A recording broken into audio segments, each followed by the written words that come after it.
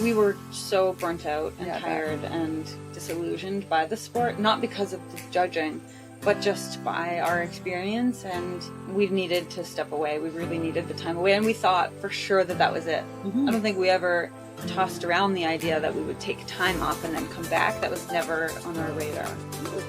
How did you come back? We got chatting one day and realized this was maybe, I don't even know when, 6 months or 8 months after the Olympics, a year, I don't know. And we just got chatting about, well, what if we were to skate again? Who would coach us? That look like? Yeah, and what would we skate to? What music? And what style would you want to explore? And what do we have left in us that has yet to be put on the ice? Yeah, leave it on the ice.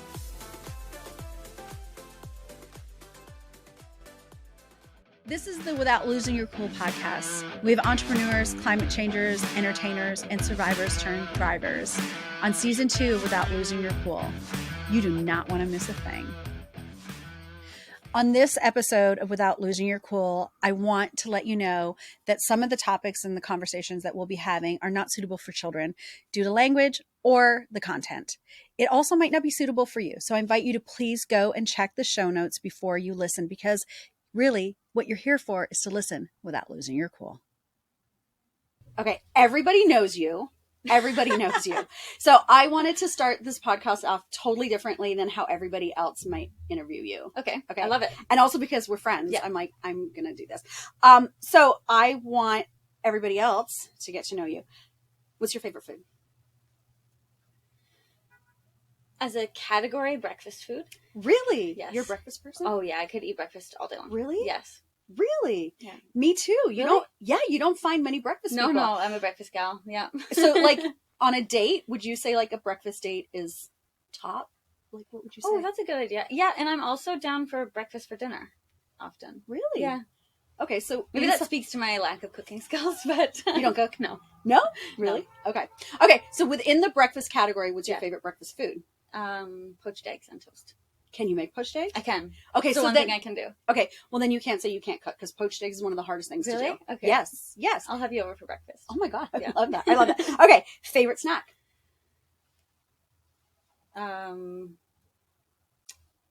Yogurt and granola. Really? Yeah, and berries. Really? Mm-hmm. I guess that's also breakfasty, isn't it? It is. I know. I think there's a theme going here. You really love breakfast stuff. I do. Okay, so then you don't have any food sensitivities? Like No. dairy doesn't bite you? No. See, that's lucky, hey? But you don't either. I do. I mean, I'm having whole milk in the coffee you got me because I don't like alternatives. Same. In coffee, I don't at all. Yeah, no, not at all. So if I'm having a coffee, I'm having coffee. Yeah. But you know what I have found that I like? And not because necessarily it tastes yummy in coffee, but it doesn't upset me in any way, is walnut milk. Oh, interesting. I've not tried that. It kind of froths up okay. Oh. But like for me, if I have too much dairy, I'm getting an upset stomach. Okay. But it might be, just as I'm aging, like I'm getting more food sensitivities, but I don't know. I think it's good to be aware of that. I'm really bad at connecting how I feel with what I've eaten. Really? I've never, even when I was competing, I could never connect the dots and feel, I felt energized on the ice, or I felt this or that.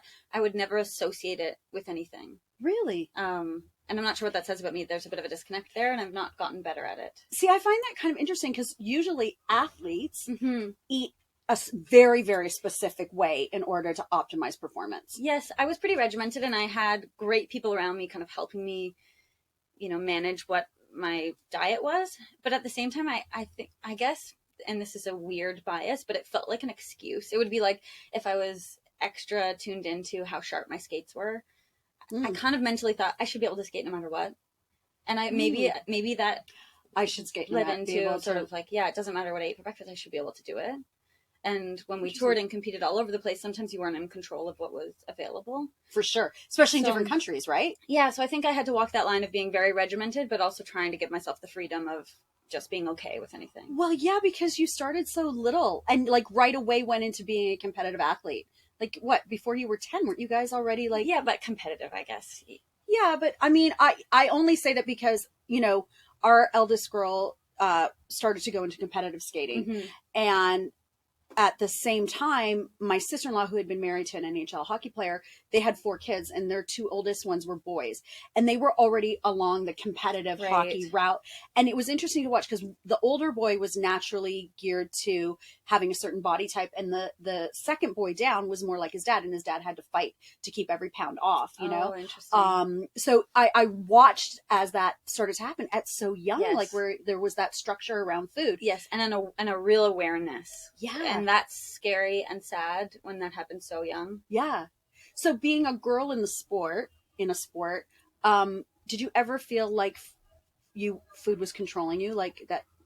Did anybody ever put that on you or attempt to put that on you? No, and I have to say, I feel so lucky that I came out of skating unscathed in that sense. Mm-hmm.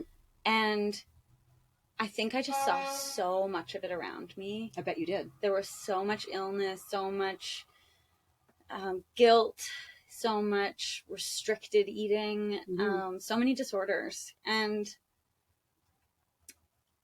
I would have never had the capacity, thankfully, to limit my food intake necessarily. Mm-hmm. But I think I made this very conscious decision early on. I looked around and thought, gosh, wouldn't it be great to be successful and have young girls look to, you know, the TV or the podium and see that you can do it and be healthy. I love that. So that became part of my mandate and mission statement, and that made it easier to make healthy choices and to, you know, not go down that path. But I wouldn't wish that on anyone. It is such a devastating, you know, journey and never ending. Well, yeah, I mean, I was bulimic at 17 as a dancer. And you know, it doesn't ever leave you. Right. You know, that body dysmorphia never leaves you. So, and I think that speaks a lot to your relationship that you would have had with your mom, because, you know, she would have obviously been making sure that you were surrounded by people that had integrity and that had your best interests at heart. And, you know, I can only imagine as a mother, sort of like a block to any of that, because she would have been watching it go down too, right? With the other girls and their coaches and parents and stuff. Yeah, and just being intentional about that relationship with food. And I imagine as a mother, and I know it's so beautiful that you're open about that and speak candidly, because when you have that kind of experience and speak about it, it's very powerful. And I love that you are so gracious about sharing. Thank you. It means a lot, and it impacts a lot of people. Well, I hope, you know, because really the way I live my life is like, if you go through something, you know, that's difficult or painful or confusing or causes you to shrink back or whatever negative effect it might have on you, I feel like the best way not only to heal it, but to understand it is to speak about it, because it loses its power. You know, when you bring stuff to the light, stuff loses power. It's no longer your armor that is shielding you. Yeah. So that's a lot of why I do what I do. And also too, I kind of figure like, well, if I can help one person, you know, I used to be like, well, I want to help all the people and I want to have a talk. And I still want to do those things and I still want to have a talk show, but really it was, you know, I've embraced the more like the micro impact that we can have, you know, and the things we leave behind are the things we not only do, but the things we say. Right. So, which is why I have this podcast. And that really took a turn from breakfast to here we are to eating disorders. But I love it. And that's how I love how to be on my podcast. Okay. So now guys, we're going to line it up again. Favorite drink? Alcoholic drink? Either. Oh, okay. I don't know what that says about me that my mind went there. My mind does too. I'm like, let's pick both. Okay. Coffee. Decaf or fully? Just full caffeinated. How many a day? 2. Limited? Yeah. Can you drink caffeine throughout the day? I can. Yeah. You can? Yeah. And still sleep? Yeah. I'm a pretty good sleeper. I know. You're lucky. Yeah. Wow. Yeah. How many hours do you need a night? 7 or 8. I'm pretty spoiled. How about you? I feel like you don't. Yeah, I have to work at sleeping. Yeah. Because my tendency is to do too much and like forever, you know. And I think and I don't know how your mom was, but I think it has a lot to do with being a parent, right? And being the mother parent, is that when they go to bed, it's finally your time, right? Yes. And as they get older, they go to bed later. Yes. So your clock starts to, but you're still getting up when they get up, right? Well, and you're balancing so many things. Like even the hours that you text me, sometimes I think, gosh, she's already up working, or this is late, you know? Like, so you're just having to optimize your time when you have it. So I admire that. Well, I appreciate that you see it that way. Really what it is, it's menopause brain. And if I don't put it down, exactly. Just get it out there. I don't say it exactly as when it comes into my brain, it's gone. And it'll be gone forever. So, but I like your spin on it. Yeah, I got you. Okay, so then alcoholic drink. I love red wine. Really? Yes. Yeah, I really like that. Really? Can you tell the difference between the grapes? I'm getting a little bit better. Really? Yeah, but I wouldn't pretend to be an expert by any means, but I do enjoy learning about it. That's cool. Mm-hmm. That's cool. Well, you, it's fascinating to me. You're such a learner. You're such a student of life. It's super cool to witness because, you know, I remember when you and I spoke after your last skate and I was like, so what do you think is next for Tessa? And you were like, I don't really know. But then it seems like you so clearly went into all the things that you've rolled yourself into now. Mm-hmm. Did you always know when skating was over what you were going to do? Or was there that moment? I always knew that education would be important, and for a couple of reasons. It was always both sport and school were priorities in my family growing up. And I do feel like I sacrificed. I mean, I still went to school when I was skating part-time. But with night classes and things like that, just very slowly. It took me forever to get my undergrad. But I felt like that was a sacrifice. So I felt like that would be something personally I could do for myself that I could really lean into once I had retired. But also, I knew that I would need relatively short-term goals. Like something tangible to work towards. Right. Something to feel like I had a purpose and something to add meaning when skating was no longer that front and center pillar of my life. Mm-hmm. So it was, you know, a bit of it was multifaceted in how I approached kind of planning the next steps. And I did know that business was always interesting to me. Really? Yeah. I mean, and Scott and I were such a good balance because he was a training animal. Like he just loved to train and he lived to skate. Yeah. Didn't have really much interest in the business side of things. And I adored that. I loved doing the negotiations for our shows and I loved exploring, you know, marketing tactics and things like that. So that was really nice that we each had sort of our domains. I love that. Mm-hmm. And you know what I love about that? How it flips the gender on its ear, right? Because you would think that he would have been the business mind between the partnership, but then here it is. It was you. You had a natural inclination and leanings towards that. So let me ask you this. Because you're the youngest of four. Yeah. So being in a household of four, and I've heard you say that all the siblings were athletes. You all were athletic. How did that work? 2 parents, 4 children, all athletes. Mm-hmm. What did a day in the life of the Virtue household look like when you were all in it? I'm grateful my mom kept our calendars because, I mean, my parents both worked full time and we were all over the map. Sure. And you're right, it was chaotic, but we weren't ever sitting at home watching TV or playing video games or on computers. We didn't even have the internet, I think, until we were probably the last household in Ontario to get internet. So we were active and we felt like we had our own individual goals and that was fun. But we're all 4 years apart as well. No way. So when I was in grade 1, my sister was in grade 5, brother in grade 9, and my oldest brother was out of the house at university. Wow. So that helped as well. And my brother moved away at 17 to play baseball in Texas, and then my sister left at 17. So it felt maybe like it wasn't as intense. Yeah. And it wasn't competitive with each other. Well, and that was going to be my next question is like, okay, so you're all athletes. And then there's one, you, and I don't know your other siblings, but there's one, the baby, who's like a shining star, like is succeeding at her sport. And you're saying there was no because I am a competitive bitch. I was like, in my household, I grew up with boys, and I was like, sorry, because I had to fight for everything. My elder brother was, always really great at school. I had to struggle for my grades. He was a gifted hockey player. I was a dancer, but I couldn't get up off the ground. I couldn't jump. I could turn, but I couldn't jump. I loved soccer, but I had no stamina to run. I loved baseball, but I couldn't hit the ball if you stood in front of me and lobbed it at you. You know what I mean? So for me, I was there was a lot for me that I was kind of mad at myself for wanting to do all these things and wanting to be excellent at something, but feeling almost betrayed by my inability. Interesting. Gosh, what resilience though you've built up, over time. I would bet that added to it.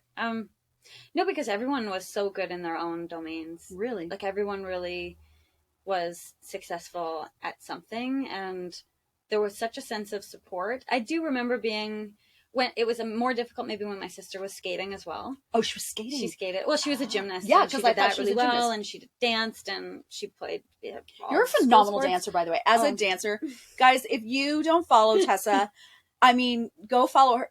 Your dance videos. Oh, I'm losing that, but I need to keep it up. I need to keep dancing. But thank you. I love watching you, and it makes sense because you dance on your skates, right? But so when we both skated, I vividly remember not skating as fast as I could because I didn't want Jordan to feel bad, or not landing a jump that I probably could have. Really? Because I didn't want her to feel bad. So I didn't want to, usurp her. Interesting. Yeah, but then, then she did precision skating instead, and I started doing ice dance, and it just took on a life of its own. But I always felt like my siblings were my greatest supporters. I love that. That's so good. Especially in, I don't have a sister, so I didn't live in the shadow of a sister, or maybe that, like, I've my girls don't have it. I mean, I would say they're competitive in certain areas, but weirdly more like over like time and affection. Oh, interesting. With their parents rather than accomplishments. Yeah. They do celebrate each other's victories and get upset when they feel like one or the other is not meeting their potential, right? Yeah, right. Well, I mean, there's a lot for me to be jealous of Jordan for. She has like 7 degrees and is brilliant. Well, aren't you like on your third? I'm trying to catch up to her, but I just never will. You don't know. I'll let her have it. Let her have that. You have got a room full of Olympic medals. And speaking of, okay, so one of our very best friends is Rick Springfield, and he's got Grammys, and he never ever kept his awards in his own home. His mom always had his awards. Who has all your medals? That's interesting. They're at my mom's house. Yeah, wow. But I'm not sure where, in some cabinet hidden away or in the basement or something. Really? Yeah. Really? Isn't that interesting? Yeah. Okay, so now, what song makes you want to jump up and dance as a dancer, as a human? Oh, all of Taylor Swift's stuff. Her new album. We were talking about that earlier. Yeah. Yes. So you are a Taylor Swift fan. I love T Swift. I know. Do you? Yeah. Oh my God, we haven't missed a concert. Oh. Except for this new run. We don't know how we're going to get our hands on tickets. Well, if you do, let me know. I'll try and you try. And okay, we'll try together. Connect. Okay. Yeah, we'll try. Somebody. Surely you'd think we'd have some... Pull. Not even pull. I don't, not to say that, but like we'd have tickets, no? Somehow. I know. And isn't that funny? That's kind of how Canada works. Right? I like that about it. You have the Order of Canada, you have a Star on the Walk of Fame, you have more Olympic medals than any other skater. Where are the T-Swift tickets? All Tessa wants are T-Swift tickets. And we'll go with her. Anybody want to give us a box? We'll take a box. We'll pay for we're it. Not picky. We'll take a box. Yeah, we're not picky. Are you a good singer? No. And so I used to take piano lessons when I was young. And I wouldn't have the time to practice, so my teacher would let me sing instead. And poor her. And she convinced me at one time to do a recital, singing recital. Yes, and I sang 2 songs. One, it's okay. I sang 2 songs. One was from Les Mis on my own, and the other was Little Mermaid. Look at this stuff, isn't it neat? Wouldn't you say my collection's complete? What's that word again? And I looked over at some point during that performance, and my entire family was in hysterics laughing. My sweet 80-year-old grandma was hiding behind her program, chuckling away. You can see her body and I was just mortified. How did you finish? I don't know, but I had actions and everything. I don't know. That was probably when I had to dig deepest and find my grit. And so I've never sang publicly ever again. I don't think I could do karaoke. Even when you were touring? No, never. Really? No. Even drunk? Especially drunk. I also had a traumatic experience when we were in Japan. It was one of my first experiences doing karaoke. I can't believe I'm telling this story. You can edit this out. But and I think we all love it. We were all kind of drinking and people were singing, and I kept grabbing edamame from the wrong bowl that had already been eaten, you know? Yes. So that like, is my association with where are all karaoke. where are all the edamame? Yeah. Not, or what do you call the seeds? Seeds? Are they seeds? Edamame beans? Beets? I don't know. Okay, whatever. Yeah. Anyways, you were not getting the goods. No, it's just not been my thing. Maybe I need to reclaim that part of my life. You knew. Yeah. Yeah. Maybe take lessons. That'll be next. In your spare time. Yeah. Your spare time. Okay. Heels or sneakers? Heels. Like, you could walk downtown in heels? Yeah, they sort of feel like skates, you know, at that kind of angle. So I'm okay with heels. You're okay with that. You? Sneakers. Has that changed? Or were you always a sneaker? I've always been a sneaker girl. I've always been a tree climber with the boys, you know. I've always been. I love a good pair of heels. Like, don't get me wrong. My closet is chock full of things that I will never wear. Like, yeah. I collect shoes and books, and I don't find time to read books. Yeah. Are you a reader? I love to read. Right now it's textbooks, which is great because I love the topics, but I also love books, and I love coffee table books. I know. I could just. I had some judgment from a family member once they came over and they visited, and they're like, they said to my husband Yannick, they looked at all our coffee table books, and they're like, the spine isn't even broken on any of these. Yannick goes, well, they're decor, they're coffee table books, and their mind was blown in the wrong way. Oh, they were like, well, but maybe you just introduced them to a whole new. It didn't go that way. Oh, but, okay. But you're welcome. Yeah, you're welcome. But I do. Yeah. So what's on your coffee table? Right now, I have a Dior fashion book, and it says "We should all be feminists." My daughters have that book. Oh, yes, love that. See, I'm looking up to them right now. I know. Yes. They're here. They're here. Dress or jeans? Jeans. Me too. Mm-hmm. Me too. Jeans and heels. That's so sexy. It's I want to be a simple, jeans and heels kind of girl. You're just cool. You have a cool style. You're so cool. Yeah. Thank you. You're cool. Tessa's cool. We're crushing right now. Okay. So I didn't know this, and I've known you a good long while. I knew you were a Taurus, but you're May 17th. You're the day after Yannick. Oh, he's May 16th. Does that make sense? Yeah, it does make sense. Both stubborn. Yeah, but you know what's cool about him is he's only stubborn about things that matter to him. Like, he's not generically a stubborn human being. And I don't think that you are either. Oh, that's a good... Yeah, I hadn't really thought about distinguishing that. Maybe, yeah, I think you're right. Yeah, like, when something matters to him, yes, he holds the line. Yeah. Yeah. But I think that's admirable, because I think that's integrity. That's not stubbornness. I was so intrigued the other day. You posted something about learning something new about him, and I think it was toast and marmalade or something. It was. But isn't that cool that you can still be learning things? So cool. Yeah. We're going to be 34 years. 35. Yeah, our daughter's going to be 34, so we're going to be 35 years. I know, it's crazy. What's the secret? You know what? I have to say, be authentic. Speak your truths. And be respectful when you do it. Because how long have your parents been together? They're not. They're not? No. Okay, how old were you? But they were together for a long time. A really long time. Like they were probably separated from the time I was 17 and then officially divorced a little while ago. Right. And do they each have new partners? Yes. Yeah? No, sorry. No. I'm just thinking through the way I found out my dad was remarried was like a random hockey game, and someone came up and said, "Oh, I heard your dad's remarried." No. Wow. So he has a partner. Yeah. There you go. Mm-hmm. Sorry about that. No, that's okay. That's okay. All right. Okay. I think the father-daughter relationship is an interesting. I had a very tumultuous relationship with my dad, which is a whole nother conversation. But for me, I find it really fascinating and remarkable that I was able to have a partner in Yannick who, is a great girl dad. Like, I think of, you read stories about the kind of girl dad that Kobe Bryant was. And I'm like, it's cool to have that. I don't know your relationship with your dad, but I can imagine that would have been shocking to find that out that way. Yeah. But I think in a way it became a very defining moment in that I felt I spent many years working on that relationship and a lot of therapy, and then came to a point where I realized it wasn't adding anything to my life, and I didn't need that.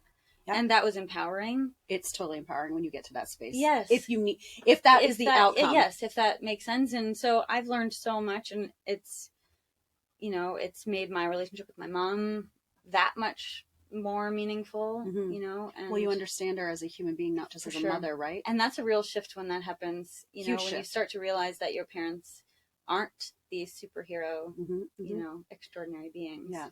I mean, they are in so many ways, but they're human. Yeah, in all the ways that they are. Yes. They're also people who struggle. People who, have heartache and disappointment and are getting up every day despite them. Gosh, yes. And my mom is the strongest woman that I know. And I'm just in awe of her every day. Well, I have to say she must be, because I don't think, and I don't want to use this terminology in a way that's disparaging to mothers who don't raise athletes who go on to win Olympic medals, but I think there's a lot of strength in a mother who can raise a female athlete. Do you know what I mean? Because I feel like the world is geared to male athleticism, right? And I feel like it's harder. I mean, I was just thinking the other day about all the gymnasts who were abused, you know what I mean? And, mothers are running households, but also mining an athlete and a girl. And, who would have ever thought that a mother would have to concern herself with the physical, sexual safety of a daughter, never mind the emotional safety of a female athlete. But now you're talking about, I have to try to somehow make sure I'm asking questions about her sexual safety. And explain boundaries and that coach-athlete dynamic and the power imbalances and what's right and what isn't. And it's interesting, Scott, my skating partner, is a coach now. Is he? Yes. Okay. And one day he called me and he said, we survived within that industry because of all those meetings with your mom, our car rides, and she would talk about those things with us. And wow, she laid a really strong foundation such that we could always call her. And I mean, his parents would have been the same for sure, but in that capacity, my mom was very clear about how we were to navigate that, and empowered us and equipped us with the knowledge so that we could manage that on our own. But how evolved of your mom, right? Because I think, I mean, you see it with stage parents all the time, right? Yannick's been in the industry for 40 years now, and we've seen a lot of parents come through. And there's the glitz and glamour, and there's like, you can get swept up in it. Certainly as you and Scott started to go on in your careers and become champions and winning, right? Everybody wants a piece of you, and they go after, a predator would go to the parent to try to woo the parent to have access to the child. Yes. So amazing that your mom. I remember being training in the States at some point, and some particular mothers encouraging their daughters to go out and at all costs get the attention of the coach and get the extra ice time and get the extra coaching training. And that broke my heart. It broke my heart. I bet. I find it fascinating that you had, your eyes were open that young to see that. Yeah. And again, I think it goes back, obviously your own internal strength and integrity and moral compass, but it had to, your mom, what she's an incredible woman, because it's taught, that stuff is taught, right? The same way it's taught to go and get the attention any way you can. It's taught to stand on your own 2 feet and trust in your abilities and your strength. Yeah. I love that. That's so cool. Okay. So, that was all off talking about you being a Taurus. Yeah. Okay. So as a Taurus, are you a homebody or do you like to go out? I'm a total homebody. Yeah. Is it hard to get you out once you're home? No, actually. I mean, I do enjoy being social, but it's really easy for me to sort of cocoon in. Okay, cool. So, which leads me to the question, you and I are both very philanthropic. And something that I've noticed in my relationship with Yannick, and as Murdoch goes on and on, a lot of organizations start to come out of the woodwork and want, to attach your name to their cause. And there's so many worthy causes. I mean, there's so many worthy causes, so many people in need. How do you determine which cause you're gonna align with? I mean, I think it's pretty obvious when you have a set of core values. what resonates deeply with you. But you're right, there are so many causes. And I think what I realized early on is if I don't select a few key charitable organizations and really focus my energy on that, then I feel like I'm not making much of an impact. Because then you can just get lost in the shuffle. So I try my best, but yeah, I think, I mean, Special Olympics was one that hit very close to home. That's perfect for you. Yes. And getting more and more time around the special athletes was just the most incredible experience. And I've learned so much from my work with them. Everything I do, I mean, my main kind of purpose has always been empowering girls and women. So whether that's with Fit Spirit, offering physical activity to girls, Kate Burness is officially a charity now with her mark, which is educating and empowering young girls through sport. Oh, wow. And I just love the work that she's doing. And I tried to do work with the London Abuse Women's Centre at home. From London. Yeah. Yeah. So you're right. It's difficult, but it's also, I mean, difficult to choose, but it's also selfish in so many ways. It really is. How lucky are we to be able to give? Well, and how fortunate that we don't have the ailment, or we're not dealing with being abused women who need shelter, who need support. I mean, it's all blessing, right? So, and I think that when you stand in blessing and you have gratitude for it, it's you give more authentically because you're giving from a place of like, I'm fortunate and I'm going to help in any way that I can that will make a difference. So yeah, I love seeing you with the Special Olympics. And I do want to talk to you off camera about the London Abused Women thing, because that's really important to me. And, you know, I feel like I collect stuff from my marina at the end of every year, and I literally got an entire room full at the marina of stuff that I want to give to a women's shelter and give to women in need. So I want to talk to you about that later.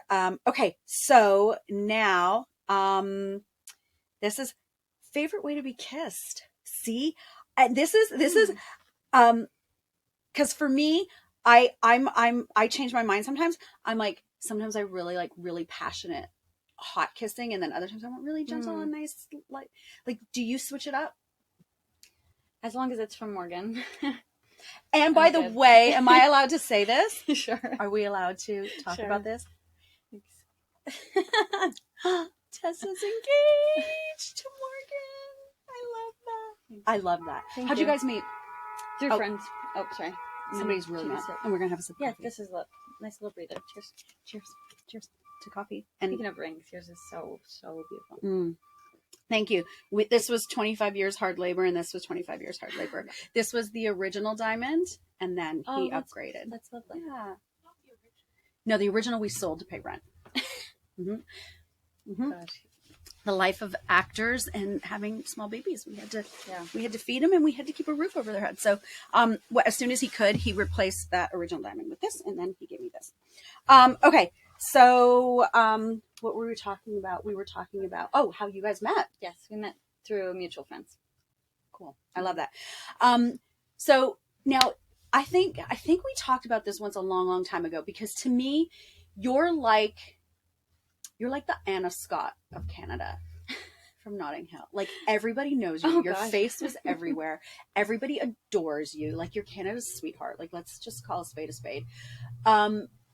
Did you ever feel like Anna Scott? Like, when you were going, like, as Tessa Virtue, the Tessa Virtue, when you were dating and stuff like that, did you ever feel like, I'm just a girl standing in front of a boy?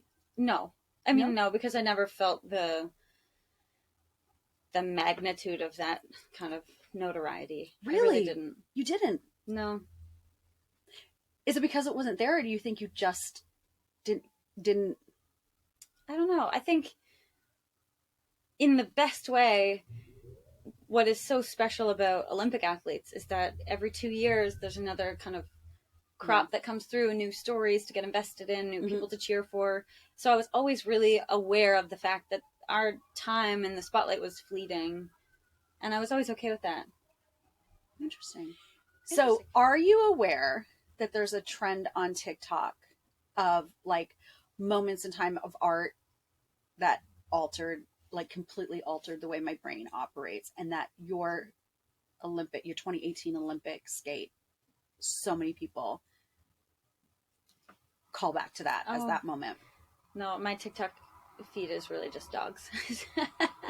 So, no, but that's so sweet. That's so kind. But this is the thing, like, you're so humble. Like, I don't know that you grasp like your reach, like so many people that I know, and certainly so many young girls, just respect and admire. And you know what? I'm here for it because it's not wasting. You know how sometimes people respect people and look up to people, and it's like, you need a new role model. Like, that person's not really who you think they are, but you are. Oh, that's and I don't know that you know that. I think, I mean, it's the beauty of skating also, in that it's the art and athleticism, and that we got to make people feel something is such a gift, and something that we realized later in our career that was powerful. And we loved storytelling. We loved sharing, you know, what are mostly universal themes that most people can relate to. And doing that on a certain stage, I think that was what we really were passionate about. So you're 20 in 2010. You're at the Olympics, you win gold. When you stepped out on the ice, when you and Scott went to those Olympics, as you're journeying to that pinnacle, did you guys have a result in mind? Scott would have said it was to win. Really? I realized a couple weeks before the games that we had potential to do that. Really? Yeah. It took me a lot longer because we hadn't won a world championship at that point. I know, which is crazy. You won your world championship after your first gold. So no one had won without winning worlds before, and no one had won at those young ages, and no North American had won. So, like, I think I was a little bit more realistic. It wasn't always Russians? Yeah, there was a good Russian, I think French. And, right. So, and we were training in the States at that point, so we missed all of the buzz, you know, that happens in Canada, especially for a home Olympic Games. Yeah, right. We didn't have a sponsor. You know, we would see Patrick Chan was on the cover of Cheerios, like the boxes, and all of our kind of, you know, athlete colleagues would have been like, they just, and so in the best way, we really flew in under the radar, and that's a nice place to be when you're chasing something and when you don't really have much to lose. Yeah, nothing to lose at that point, right? Because you had nothing that you'd won, really. Right. Wow, that's wild, hey? Yeah, just the only missed opportunity would have been winning on home ice, and that's just a dream come true. Yeah, so the fact that we got to do it was So, without losing your cool, we've got your gift giving needs covered. Whether it's a holiday gift, if it's a support gift, if it's a little extra love that somebody in your life needs gift, or a parent who needs a little more guidance, advice, and the knowing that they are not alone out there in their parenting journey, we have got you covered. If you know somebody who is deepening their relationship to self, grab them the Self-Love Bundle. It includes the Loving Yourself Without Losing Your Cool book, Loving Yourself journal that accompanies the book, and love notes for adults. If you have somebody in your life who's expecting or has a little from 0 to 10, then the Raising Kids Bundle is the perfect gift set for them. It comes with the Raising Your Kids Without Losing Your Cool and love notes for littles. If you have a parent in your inner circle who is heading into tween and teendom, boy, have we got the gift set for you. Parenting Your Teens Without Losing Your Cool comes with love notes for tweens or teens. You get to choose. All of this is available for you at chantelbisson.com. If you're shopping chantelbisson.com for the very first time, don't forget to add yourself to the newsletter to claim your shopping discount code. Go now. So then you win the gold, and you're young and you're injured. I can't even walk up my stairs when I have a splinter. Seriously. Where did that strength come from to compete with so much pain? My mom recounts a story of, we were heading, it was probably the Olympic year actually, so 2009 in the fall leading into the games, and she picked me up from the rink to drive me to the airport, and at that time I couldn't make it through our programs, and I was sobbing because I was in so much pain, and she said, why are you getting on a plane and going to compete? You can't do it. You can't get through the 4 minutes. What are you doing? And I guess I said to her, I need to do this to get to the rest of my life. So there was some awareness early on that I was building towards something more. And yes, the games meant a lot to me, but I also knew that it would create this sort of platform from which to jump off and do something new. I mean, at that point, I didn't know that we would end up at 2018 and it would take on a different, meaning or significance. I don't know. I also think, I mean, I really wanted Scott to have all of the success that he possibly could have. Wow. And so there was some accountability, to explore the potential we had together. I don't know. And I also had just great people around me, like a lot of support and lovely humans. So you pushed through. Was there any point where you were like, I should not push through? Like, was there any point where you were like, damn, I wish I could just toss these skates out right now?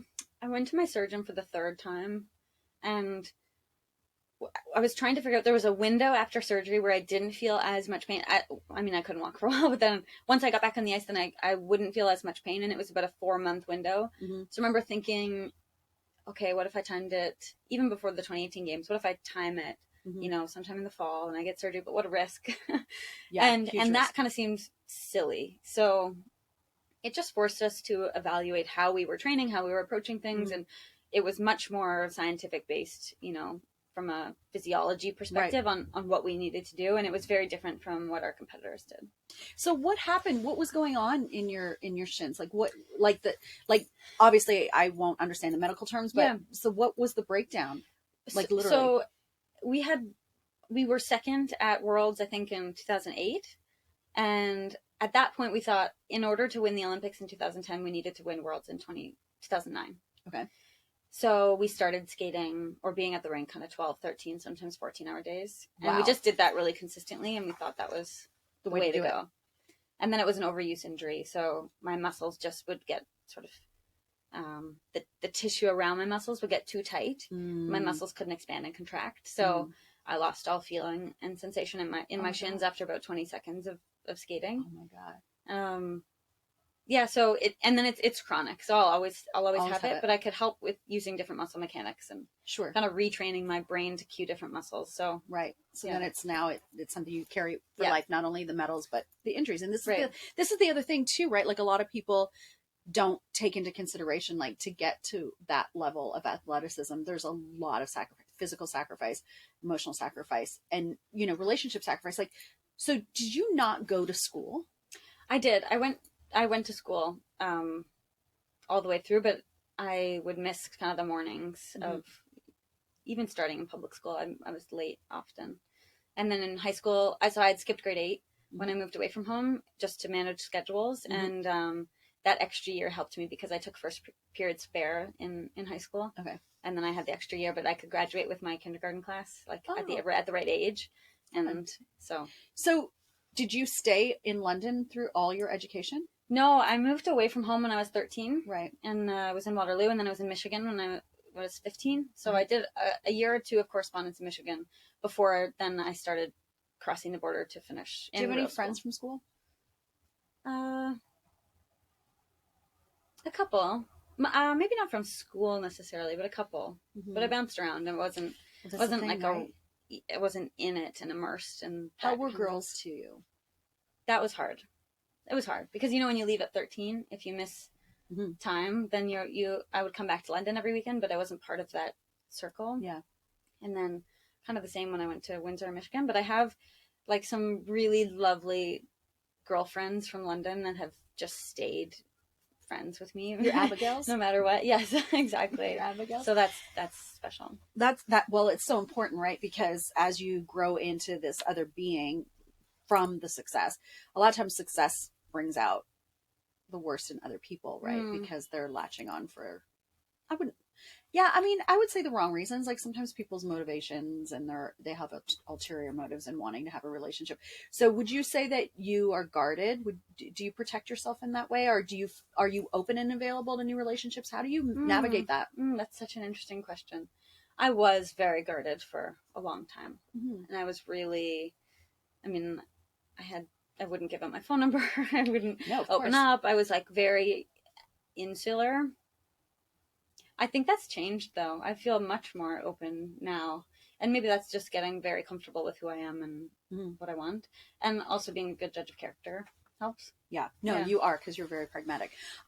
So this leads me to another question. I remember, and I know you'll remember, back when the whole Black Lives Matter was happening with the George Floyd incident, and you got lambasted on social media for not making your feed like all about that.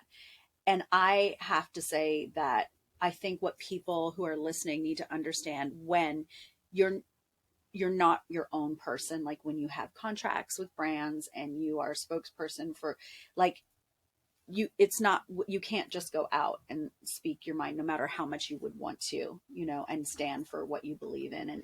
And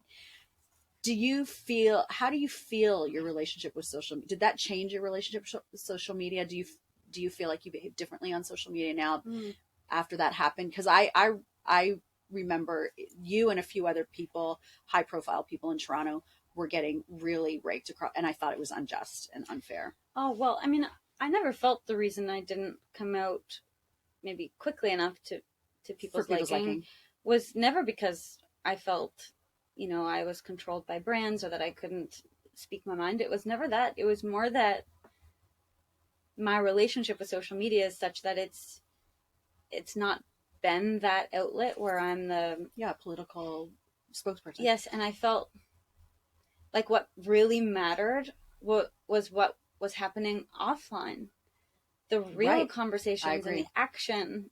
And I have a hard time when it seems performative just for the sake of it. So I don't know, that virtue that signaling, line like people want everybody to see them taking a stand and speaking their mind. And and there's just so much that happens that isn't reflected on social media. Now I understand that with the platform comes responsibility to speak up and to advocate.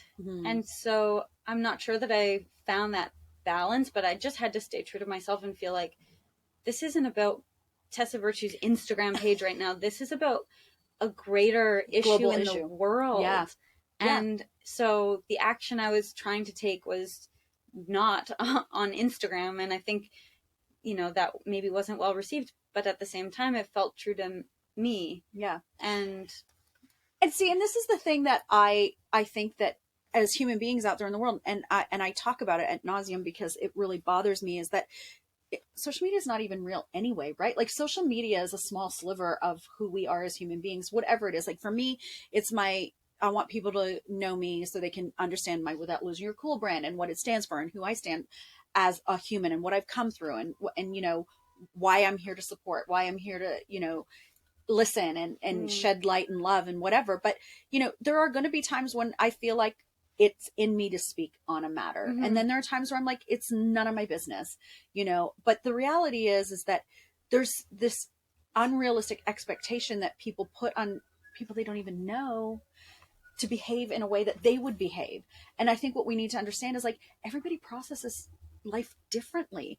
And that we should allow each other the space to be who we are, regardless of who we think we should be in the world. Right. So, because I find Yannick gets that a lot, because he's got very strong opinions on certain things.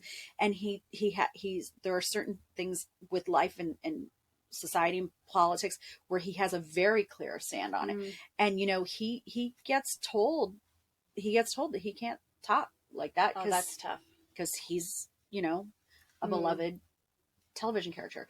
So I wondered if that was the case for you, if you felt that you also, and we say at home, it's like the golden handcuffs, right? Because it's a blessing and it keeps him from being able to be his authentic self a lot of times. Yeah, I haven't experienced that. I can imagine how tough that would be. I haven't experienced that. It just was not, and moving beyond, even the George Floyd moment in time, it's never been how I've used my social media. And again, I realized the importance of it. But I think just during that time and COVID and all those things in general, it felt so contrived to be curating content for the sake of putting it out on the internet. And I had gotten used to living my life and sharing it. Yeah.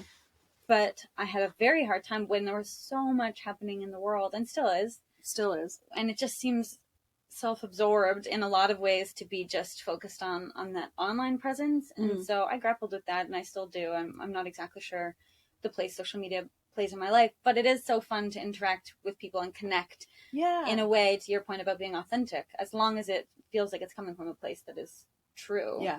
Yeah, I can see that, and I love that. So let's go back to 2010, then you go to 2014. You're Amongst Friends. 2014, the judging. How did you feel about it? How did you feel about it? Honestly, we didn't really feel any which way about it. I think Marilyn Charlie had a better program and a better skate, and I mean, our free dance wasn't cutting it, so we didn't think, and I think probably with time we realized that more, but we were just so happy at that time to have skated the way we did. We felt really proud of what we had done, and it wasn't what we went to the competition to do. Well, yeah, because you've talked about it. You're like, now we're gold medal, like, and you're not going in at 20 and 22 just skating to see what happens. Now you're like, fuck, now we've got to defend something. Yeah, and that did feel very different. And it was tumultuous with our coaches at the time, and we felt really alone, but at the same time, Sochi was the best month of my life. It was so fun. Really? It was so fun. Really? And it was, I mean, we had the best time beginning to end, and it was and it remains kind of a magical core memory, I suppose. See, I love it. So now, anybody out there listening right now who's still so mad about 2014, hear from Tessa's own mouth, because Scott's not here. She's not mad about it. So let it go. I think. So you can let it go. You can let it go. Tessa's good with it. You need to be good with it too. Yeah. Okay. So then you retire. Yeah. What was the decision for retirement? Because what are you? 24? 25? Probably 24. We were just done. We were so Because most people are just kind of starting to win at 24. Is that right? And I don't know. Wouldn't they? And then, I don't know when we never felt we were either too young and then suddenly we were old. We were never really the perfect age, but we were so burnt out and tired and disillusioned by the sport, not because of the judging, but just by our experience, and we needed to step away. We really needed the time away, and we thought for sure that was it. I don't think we ever even tossed around the idea that we would take time off and then come back. That was never on our radar. Really? How did you come back? We got chatting one day and realized this was maybe, I don't even know when, 6 months or 8 months after the Olympics, a year, I don't know. And we just got chatting about, well, what if we were to skate again? Who would coach us? What would that look like? Yeah, and what would we skate to? What music? And what style would you want to explore? And what do we have left in us that has yet to be put on the ice? Yeah, need to leave it on the ice. And that was exhilarating. And the more we wrestled with what that could look like, and in my mind at the time, I thought I would be blonde. I thought somehow our skating style would completely change. Like, I really thought we would have a David Bowie moment of like reinvention. But you did, because kind of changed, but we're still us. But yes, we did change a lot. We changed a lot. Yeah, we did. And most importantly, we did things differently. We really committed to doing things differently, and that required a huge mindset shift. And we promised each other that the comeback meant we're not going back to our old ways. We're not looking at skating in the same light. We're doing the sport differently. And that's what was, I think at that point in our career, taking control and really owning it was really fun. Well, you'd done everything at that point, so you could take that risk, right? Like, you could go to the edge of the cliff and jump off because you had nothing left to prove except fulfilling within each other as partners what felt undone, I would imagine, right? Yes, and this is the consultant in me, because now we don't say but. Did you know that? I know we don't say but. I know. Yes. I say that, you know what? That's a parenting thing too. Like, when you're talking, you can't say, look, when you did this, da-da-da, but. Right. Because it negates, right? But you're so right. And also, we had everything to lose, according to most other people, because they thought it was crazy we would even consider coming back. Like, people thought it was a big risk. Really? Yeah. No one wanted to fund us. No one thought we should do it. Even our friends and family, to be honest, I think were like, "Oh, really? Sure?" Really? So what instigated or initiated the move to Montreal with Marie France, who has a Battle of the Blades? Yes. Love her. Oh my God. Yeah, she's a queen. She's and such a queen. Patch, her husband, is just like the most selfless, generous human. It was them, really, because we had lengthy calls with them, and we knew, really, we didn't want to come back unless they were coaching us. Really? Because one of our biggest things was that we wanted to stand at the boards at another Olympic Games and hear our names called and have people that loved us there.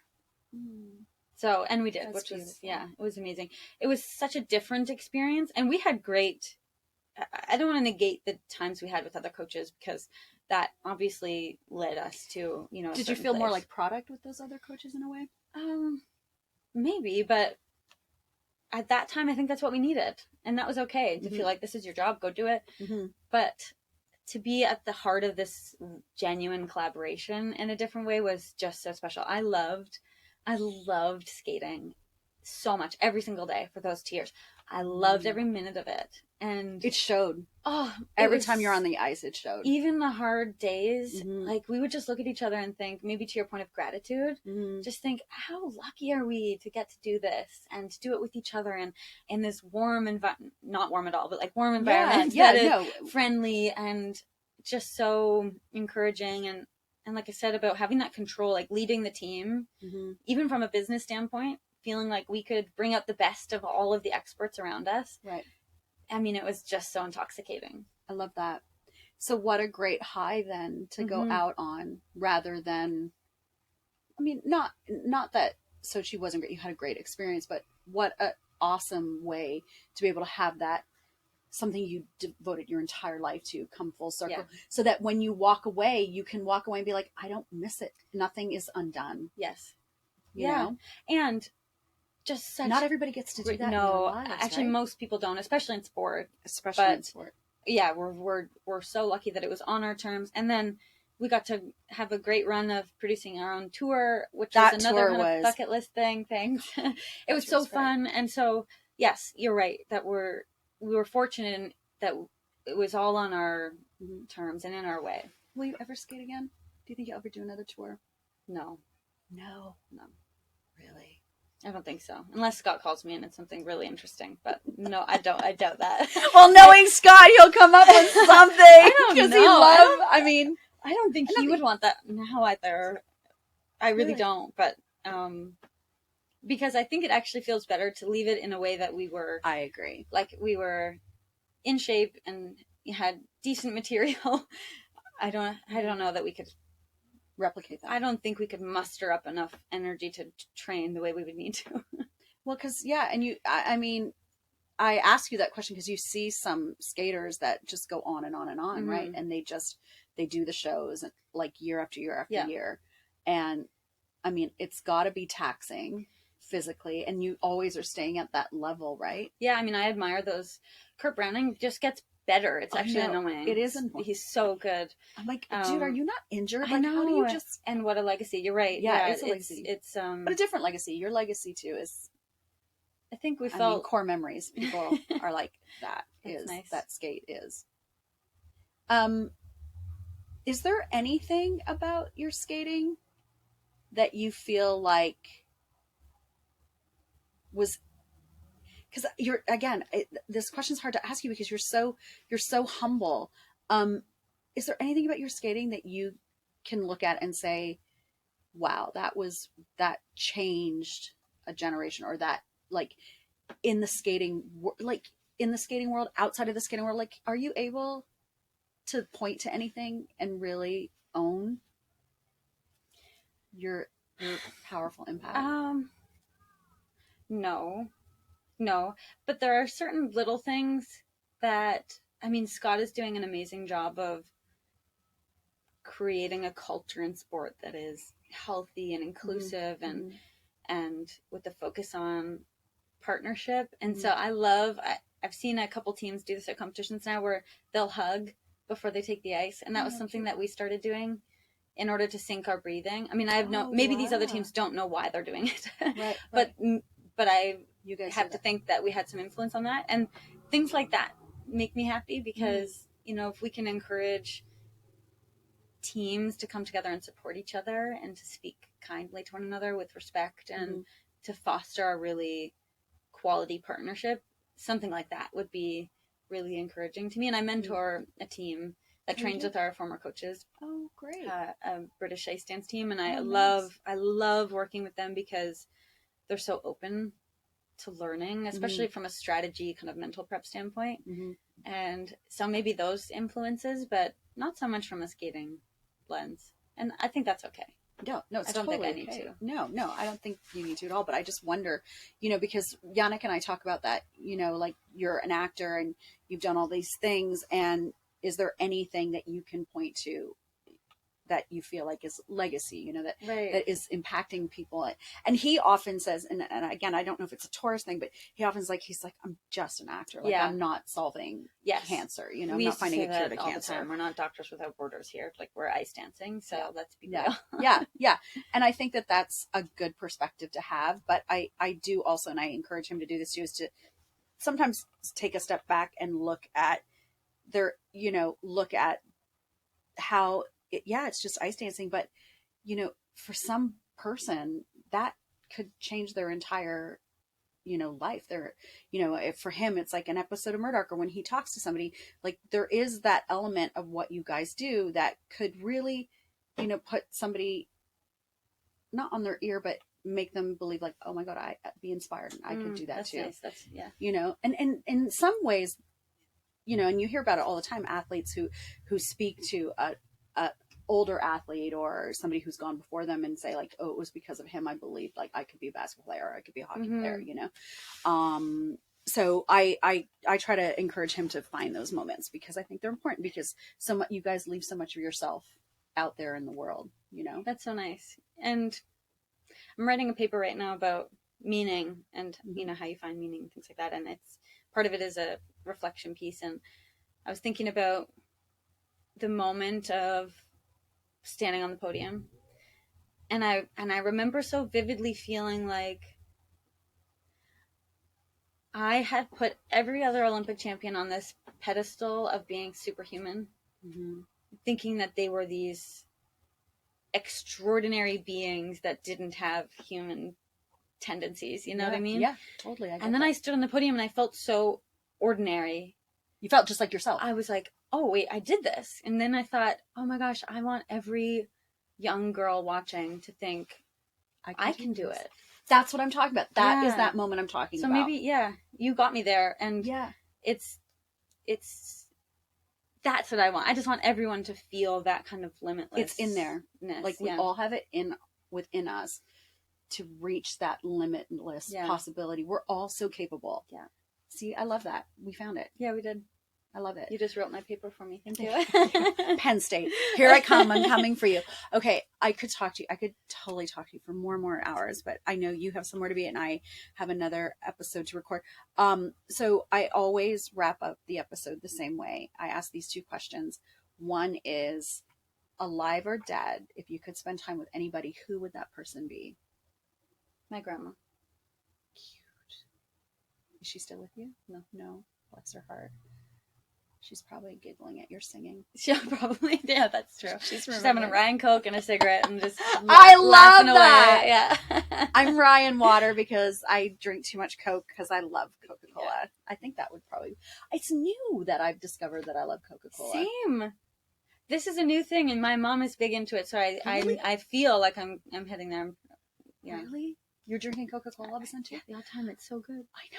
It's so good and so bad. I'm going to get all kinds of messages. You know what's in Coca-Cola? I know. Corn syrup, fructose. Mini cans. Just little small portions. Small cans. But I don't have it with a smoke, so relax.